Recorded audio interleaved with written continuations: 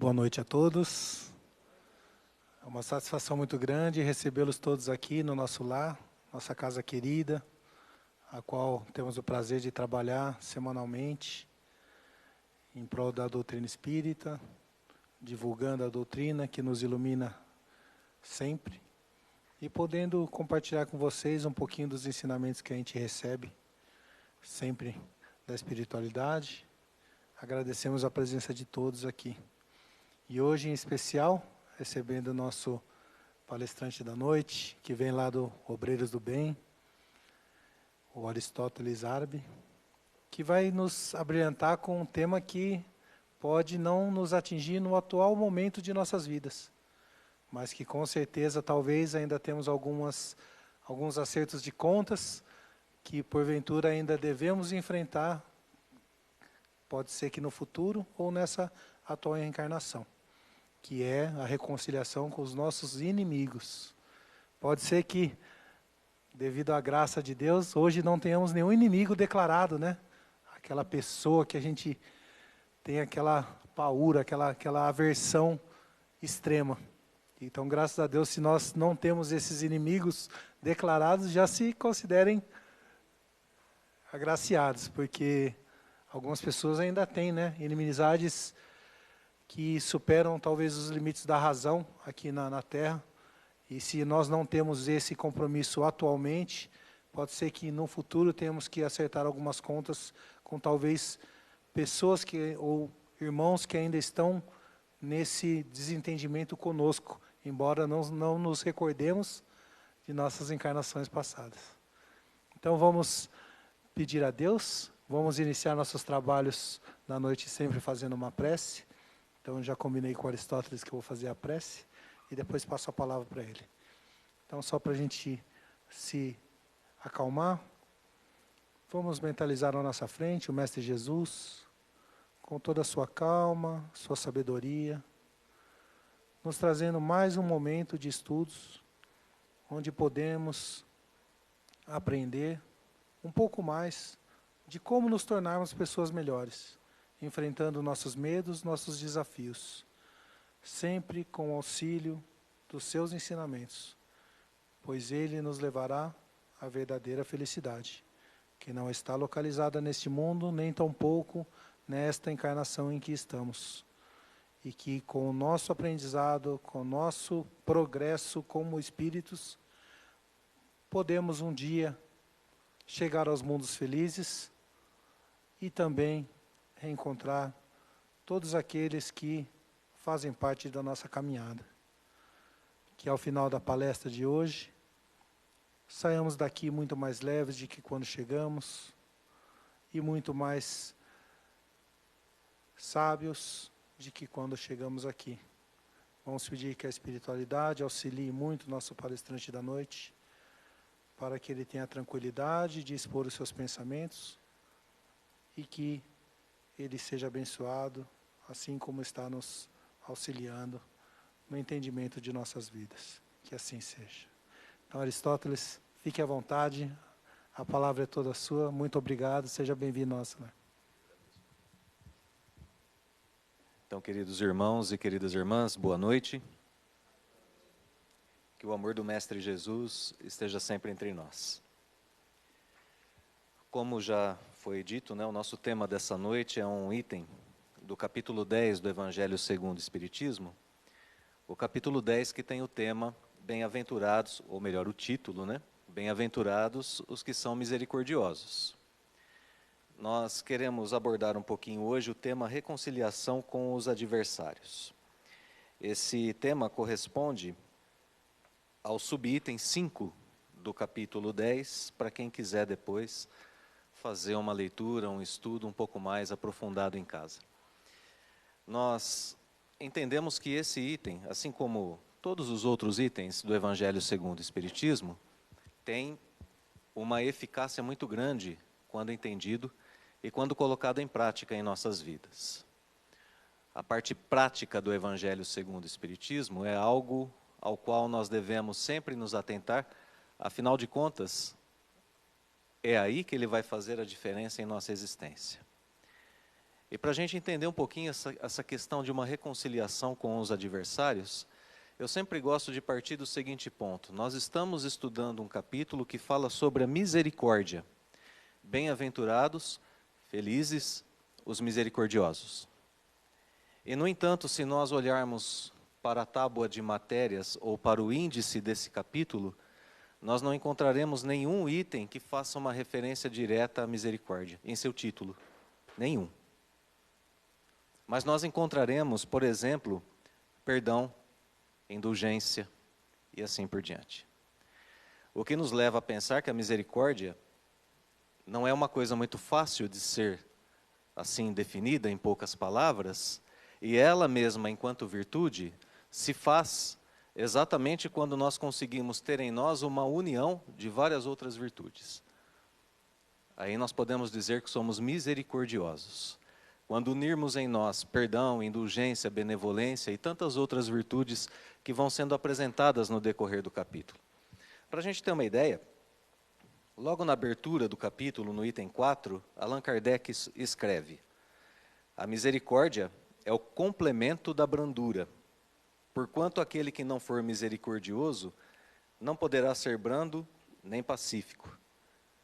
Ela consiste no esquecimento e no perdão das ofensas. Em duas frases, nós tivemos brandura, pacificidade e perdão. Para a gente tentar começar a entender o que é misericórdia. Agora, para a gente chegar nesse nível da misericórdia, a gente precisa passar, então, pelo treinamento e pelo exercício de outras virtudes, para que a gente experiencie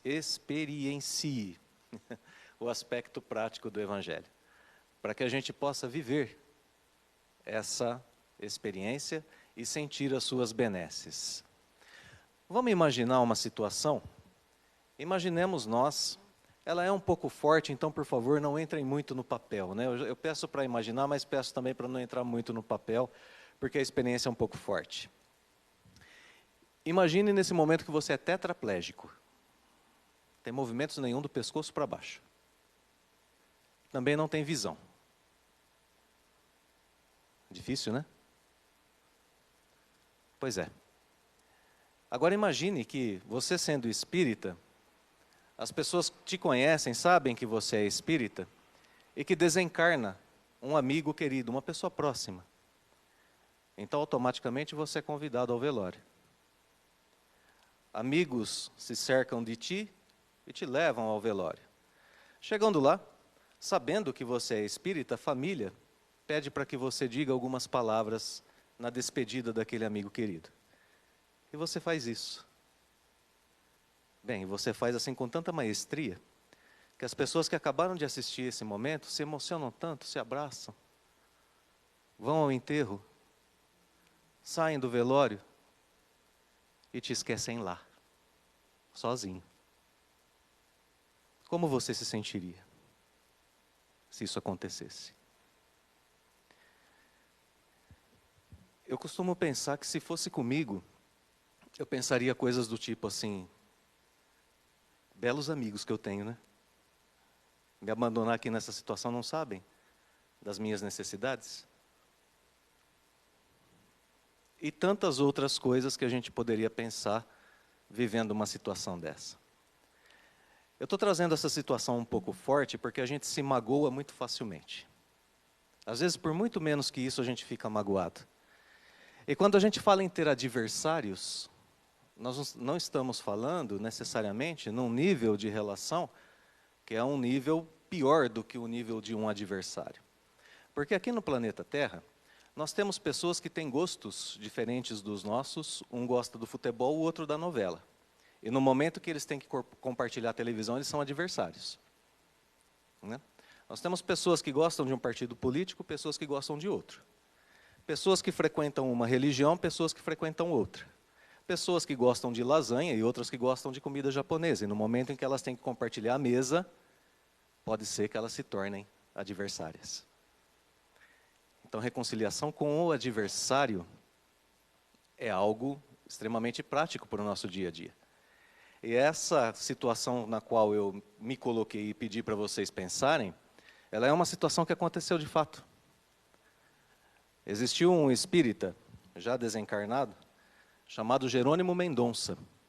Ele vivia justamente essa situação, de não ter movimentos do pescoço para baixo, não ter a visão, e ainda por causa de sua doença, viver sérias dores no corpo físico dias a fio. No entanto, propagou a doutrina espírita como poucos e teve obras de grande importância dentro do meio espírita, por isso frequentemente era convidado a dizer algumas palavras em momentos de despedida de familiares, em casas espíritas e assim por diante. Uma pessoa de grande influência no meio espírita. Para quem quiser conhecer a história de Jerônimo Mendonça, vale uma lida no livro O Gigante Deitado, um título bem sugestivo, né? É um livro fininho que traz algumas passagens da vida de Jerônimo Mendonça, essa inclusive está nesse livro. Bem, só para a gente arrematar esse nosso início, quando Jerônimo se percebeu sozinho, né, ali no velório, obviamente ele não tinha recursos, né, ainda mais naquela época, sem celular e nada, né, nada do que a gente tem hoje. Até o ponto em que algum dos amigos tentou ligar para a casa de Jerônimo, os familiares atenderam e a conversa foi, né, rápida. Mas como assim você liga para o Jerônimo? Ele estava com vocês, sem vocês ele não volta para casa.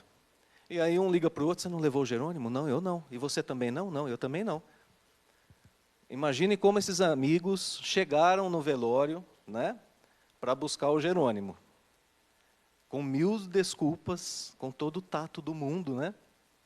Porque a situação era delicada. E qual seria a resposta de um espírito como Jerônimo Mendonça? Ele olha para aqueles amigos e diz assim para eles, não se preocupem, eu já estava me ambientando. Estou me acostumando ao local, daqui a pouco sou eu, já estou mais para lá do que para cá, não tem problema. Que grandeza de alma, né? Não se deixa levar por uma situação que o incomoda.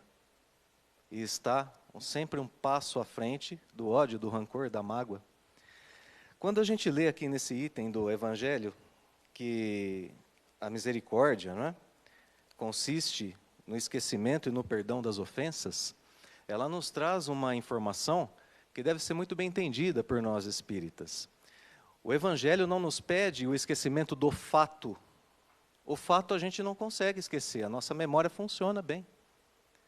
Ele nos pede o esquecimento da ofensa. Ofensa.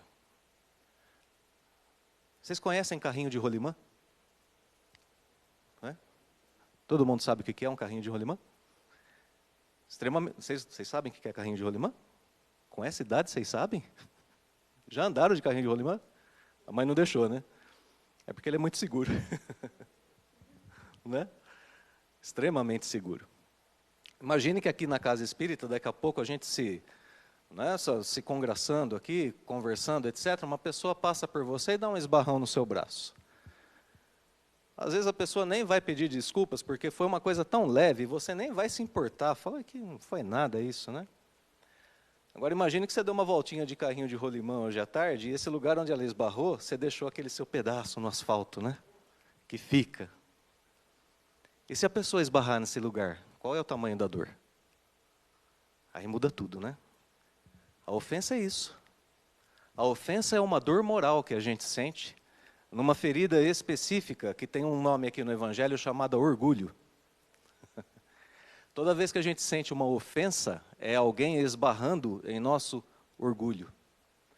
Então o que o Evangelho pede é que nós esqueçamos a dor da ofensa, não a atitude do outro. Aí a gente entende o que significa esse esquecimento. É um tratamento do nosso coração para que a gente não fique eternamente magoado, eternamente é um modo de dizer, né? Para que a gente não fique por muito tempo magoado, para que nós não percamos tempo na nossa existência, porque no item reconciliação dos adversários, todo o esforço que se coloca nisso é louvável.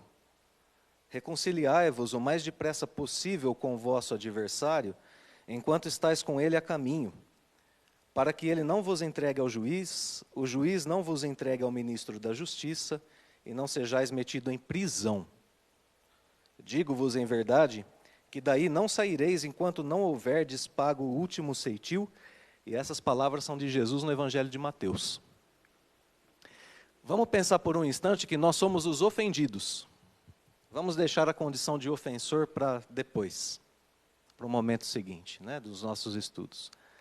E aí a gente lê essa passagem do Evangelho, Jesus dizendo assim para mim e para vocês que foram ofendidos: reconcilia-te, senão você vai preso.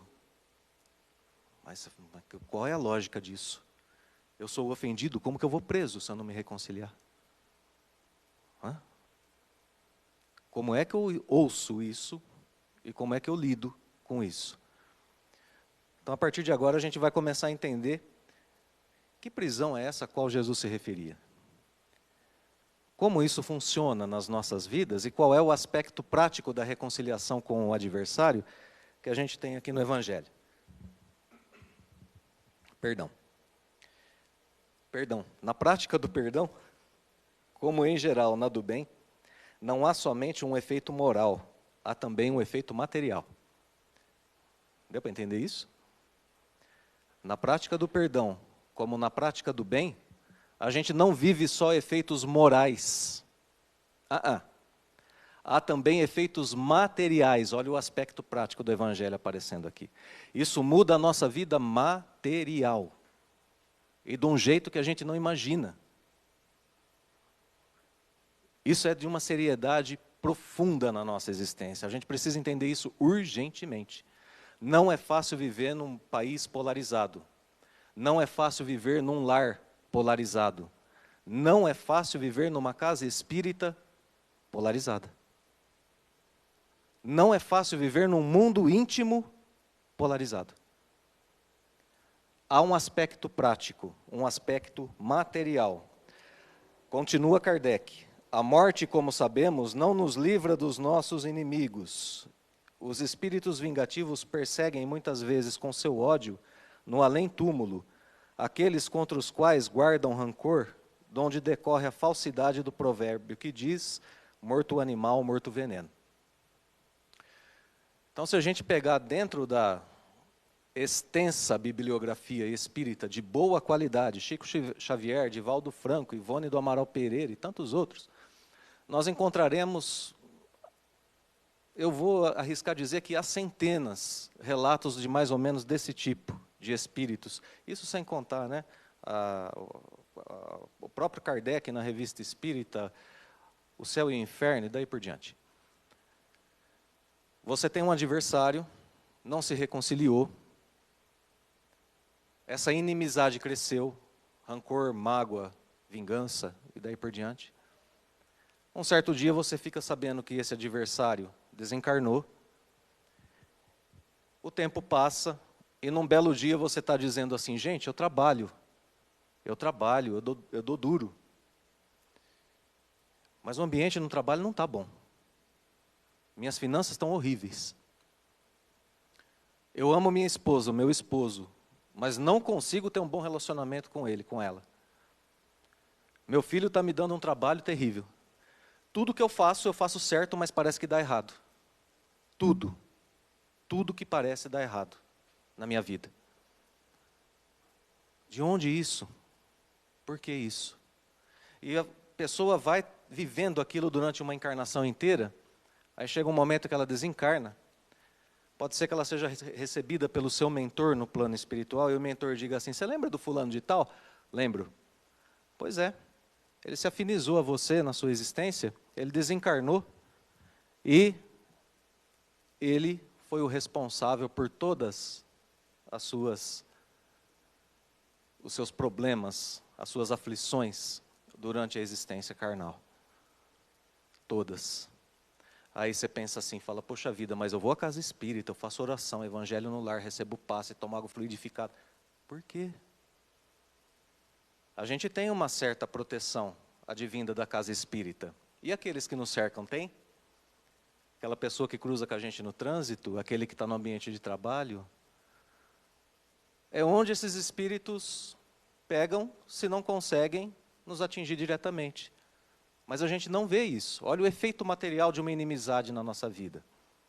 E aí, às vezes, no plano espiritual, a gente pensa assim: ah, é? Ele foi o culpado? Onde que ele está?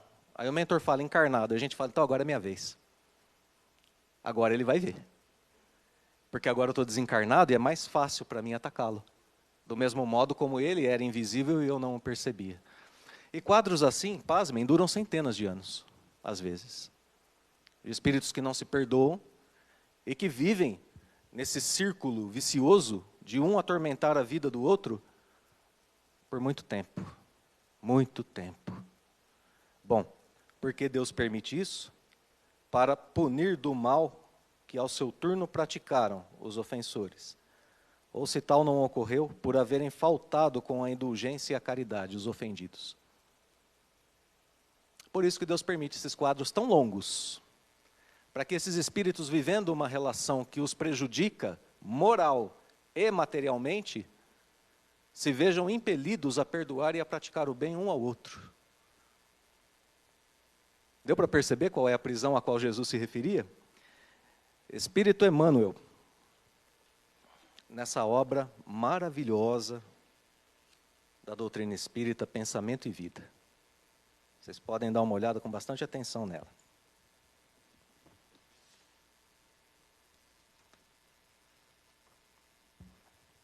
Capítulo 22 da obra tem o título Culpa. Emmanuel começa assim o capítulo. Quando fugimos ao dever, é dever do cristão perdoar? Quando fugimos ao dever, precipitamo-nos no sentimento de culpa. Ok? Do qual se origina o remorso, com múltiplas manifestações, impondo-nos brechas de sombra aos tecidos sutis da alma. Emmanuel está dizendo assim para a gente. Nós manchamos os tecidos sutis da nossa alma por culpa, quando nós não perdoamos. Segue o texto dizendo, o arrependimento, incessantemente fortalecido pelos reflexos de nossa lembrança amarga, transforma-se num abscesso mental, abscesso, uma ferida de pus, envenenando-nos pouco a pouco e expelindo em torno corrente miasmática de nossa vida íntima, intoxicando o hausto espiritual de quem nos desfruta o convívio. A feição do ímã, que possui campo magnético específico, toda criatura traz consigo o halo ou aura de forças criativas ou destrutivas que lhe marca a índole. São palavras difíceis, né? Pouco usuais, mas é um esforço do Espírito Emmanuel, halo, expiração, né? Ímã, algo que atrai. Esforço que ele está fazendo para a gente dizer o seguinte, no ambiente espiritual, no mundo espiritual próprio da mágoa, próprio da vingança, nós criamos atração a quem pensa igual. E aí então reconcilia-te depressa com teu adversário, senão você está preso com ele nessa prisão de afinidade. Afinidade no mal. Um querendo prejudicar o outro, não conseguem se libertar um do outro. Tudo isso gerando esse sentimento gerado principalmente por remorso e culpa, né, por não termos seguido o Evangelho.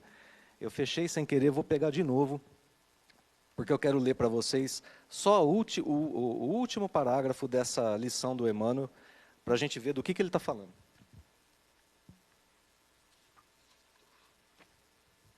Último parágrafo do item culpa. É por essa razão que Jesus, não apenas como mestre divino, mas também como sábio médico, é uma questão de saúde, né? Moral e material. É por isso que Jesus nos aconselhou a reconciliação com nossos adversários, enquanto nos achamos a caminho com eles, ensinando-nos a encontrar a verdadeira felicidade sobre o alicerce do amor puro e do perdão sem limites. É disso que o Emmanuel está falando aqui, quando ele fala sobre culpa. Vejam que interessante. Aspectos do nosso mundo íntimo, poucas vezes pensados, levados em conta por nós, né? Aspectos que a gente precisa aprofundar e que a gente precisa começar a fazer esse tratamento dessa nossa ferida chamada orgulho o mais depressa possível, para que ela não se transforme nessa expressão miasmática que Emmanuel disse. Para que ela não fique muito sensível, para que a qualquer toque ela doa demais. Então a gente precisa criar em nós a facilidade da reconciliação com o outro. E aí a gente vai buscar agora lá no Evangelho, a passagem de Jesus com Simão Pedro, que eu tenho certeza que todo cristão conhece. Lembram, né? Jesus já havia desencarnado, estava vivendo com seus apóstolos na questão de um espírito, né, que volta e começa a conviver. E numa dessas passagens, quando ele está perto de Simão Pedro, ele vê Simão ali tristinho, cabrunhado, envergonhado, por ter fugido ao seu dever. Lembram? Jesus disse a Simão, me negarás por 3 vezes. E justamente nesse dia, Jesus se aproxima de Simão e diz a ele, pergunta a ele por 3 vezes, Simão, tu me amas? Oportunidade de reconciliação que Jesus estava dando a Simão Pedro, não é? 3 negativas, 3 afirmativas. Senhor, eu o amo. Amo o Senhor. Agora, eu gostaria que vocês, por um segundo, considerassem. Nós conhecemos a concepção espírita a respeito de quem é Jesus, um espírito perfeito. Vocês acham que Jesus se sentiu ofendido com as 3 negativas de Simão Pedro? De modo algum, né? Jesus está proporcionando a Simão reconciliação com quem, então? Consigo mesmo. Culpa, né? Jesus, como mestre inigualável, tinha certeza, sabia absolutamente que a culpa nos destrói. E que se ele não reconciliasse Simão naquele momento consigo mesmo, ele não apacentaria suas ovelhas, ele não seria a pedra de sua igreja. Ele não seria o apóstolo querido, que fundaria a Casa do Caminho e receberia Paulo de Tarso. Depois, para toda a difusão do evangelho que a gente teve no mundo. Olha o risco que se corre quando se tem um complexo de culpa instaurado. E nessa questão, meus irmãos, quando eu não me perdoo, o meu adversário sou eu mesmo. E aí, espíritos de escola como Joana de Ângeles, através de Divaldo Franco, espíritos que tratam da área da psicologia dentro da doutrina espírita, nos advertem que nós só conseguimos enxergar no outro a imperfeição que temos em nós. Daí a nossa falta de indulgência. Bom, agora eu pergunto, não é? Se eu não perdoo no outro a imperfeição que eu tenho, eu sou capaz de me perdoar? Não sou. Olha o aspecto prático do evangelho em nossas vidas. À medida em que eu identifico a imperfeição do outro, sou indulgente e consigo perdoar, eu crio em mim mesmo os mecanismos, as ferramentas de auto-perdão, de progresso e de elevação espiritual. À medida em que eu me perdoo, e vejam que o auto-perdão não significa a ausência total de reparação, não é isso que a doutrina espírita nos ensina, nem para o ofensor e nem para nós, né? Ensina que deve haver uma reparação, deve haver uma mudança de hábitos, de atitudes, toda vez que eu erro. Então, na medida em que eu me perdoo, eu digo assim, eu errei nesse sentido. Ah, fulana também errou nesse sentido. Se torna mais fácil para mim perdoar, porque eu já conheço como fazer. É essa a grande beleza da vida em sociedade aqui na Terra. Nós somos espelhos uns dos outros. E aí, então, a gente pode começar a se livrar rapidamente dos problemas que impedem a gente de perdoar. Como, por exemplo, assim, tá bom, eu vou perdoar, ele me fez tudo aquilo, eu vou perdoar e vai ficar tudo por isso mesmo? Mas é claro que não. Quando eu perdoo, eu estou quites com a lei divina. Quando o ofensor não repara, quem tem que se acertar com a lei divina é ele. E a justiça de Deus nem tarda e nem falha. Em momento algum. Ela é presente em cada instante de nossas vidas. E então aquele que perdoou, Kardec escreve que por essa forma, através do perdão, né, da reconciliação, de um inimigo encarniçado nesse mundo, se pode fazer um amigo no outro. Ou pelo menos aquele que assim procede, põe de seu lado o bom direito e Deus não consente que aquele que perdoou sofra qualquer vingança. Eu li muito rápido e vou retomar isso porque a gente está falando em aspecto prático, né? Aquele que perdoou, põe do seu lado o bom direito, atrai para si a lei divina, da mesma forma como atraímos afinidades negativas, se agimos no bem, atraímos a lei divina. Aquele que perdoa, põe ao seu lado o bom direito E Deus não consente que aquele que perdoou sofra qualquer vingança. Deu para entender isso, gente? Perdoou de verdade, seu inimigo não te atinge. Agora o problema é dele. Mas o perdão precisa ser sincero. Precisa ser verdadeiro. Precisa ser um perdão daquele tipo assim, ó. Eu perdoei mesmo. Perdoa mesmo, perdoei então. Aquela pessoa lá, ela ganhou na loteria. Qual foi o primeiro sentimento que você teve? Aquela pontadinha no peito assim, mas como? Então não perdoa. Né? Eu perdoei, mas não quero ver na minha frente. Então não perdoa. Eu perdoei, ele está passando necessidade, está pagando o que me fez. Não perdoou. O perdão é o esquecimento da ofensa. E dele decorrem brandura, pacificidade, amor, benevolência, indulgência e tantas outras virtudes. Se ele está em dificuldade, qual que é o dever do cristão? Ajudar, ser caridoso. Se não, foges ao dever, cais em complexo de culpa. Está estabelecido o elo de inimizade. É por isso que o capítulo é Bem-aventurados os misericordiosos. Para a gente encerrar as nossas reflexões, eu vou lembrar de mais uma passagem de Simão Pedro, dessa vez está no livro Paulo e Estevão. Num momento muito difícil do cristianismo aqui na Terra, um momento em que havia uma grande divergência, inclusive dentro da casa do caminho. Simão Pedro teve um papel crucial. Dentro da casa do caminho, havia o apóstolo Tiago, tendendo, inclinado a ceder a certos dogmas, a certos caprichos do povo judeu da época.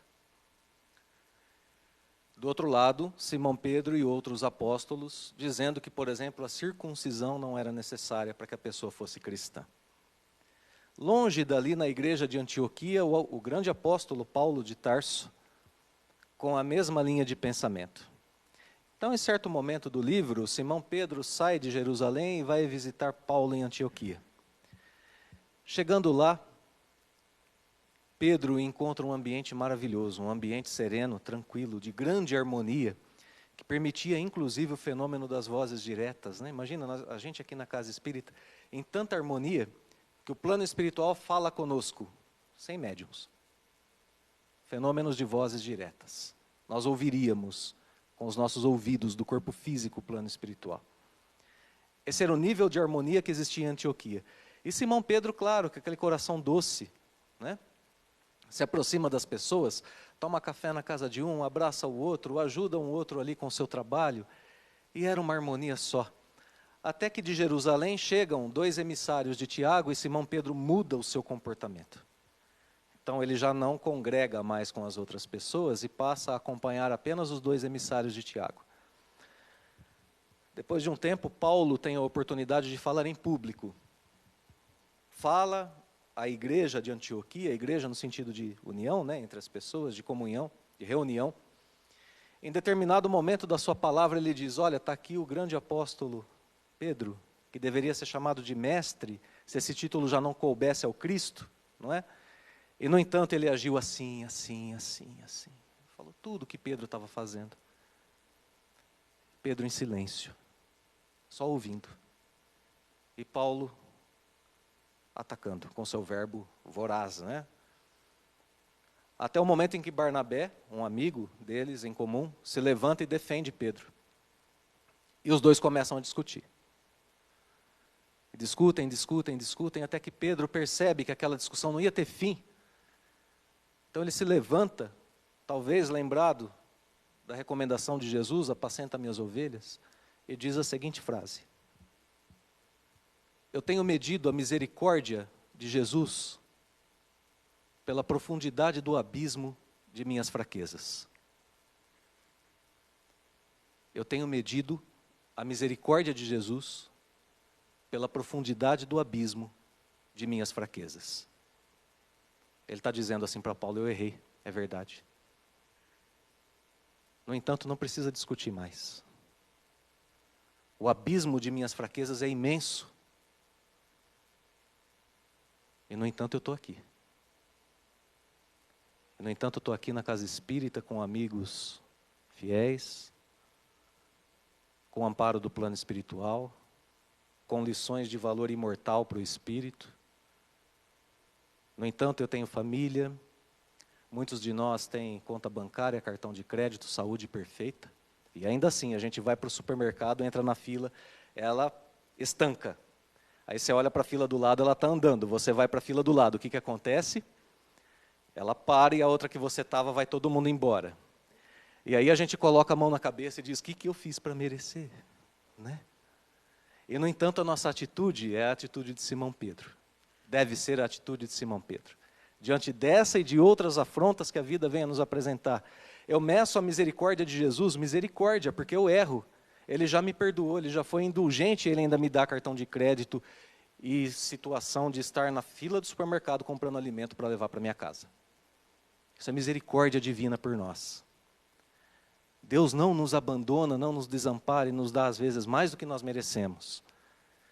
Mas a gente deixa que a ferida do orgulho doa muito mais do que o sentimento de gratidão. Seja grato o tempo todo na vida e me cobrem quando eu não for, porque eu também sou ingrato muitas vezes. Somos espíritos no caminho do aprendizado.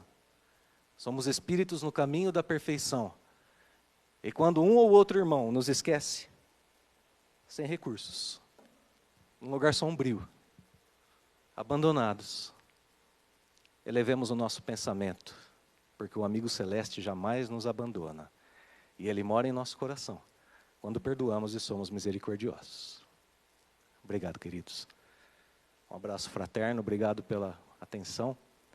Que Deus abençoe sempre os nossos esforços. Obrigado. A casa pelo generoso.